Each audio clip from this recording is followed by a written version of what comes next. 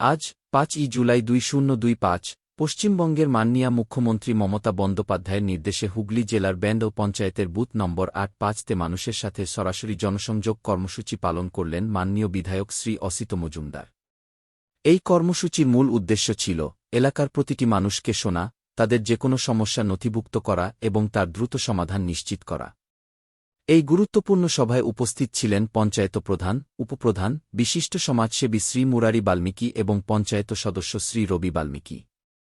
এই সভার আয়োজন করেন তৃণমূল কংগ্রেসের পঞ্চায়েত সদস্য শ্রী রবি বাল্মীকি। সভায় বিধায়ক শ্রী অসিত মজুমদার বলেন, বিজেপি ইচ্ছাকৃতভাবে গুজব ছড়াচ্ছে যে হিন্দিভাষী জনগণ তৃণমূল কংগ্রেসকে ভোট দেয় না।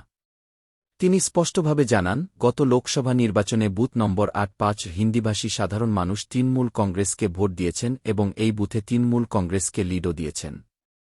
তিনি আরও বলেন, ২০১১ সালের পর থেকে মুখ্যমন্ত্রী মমতা বন্দ্যোপাধ্যায়ের নেতৃত্বে বান্দেল পঞ্চায়েত এলাকায় গুন্ডারাজ সম্পূর্ণভাবে বন্ধ হয়েছে।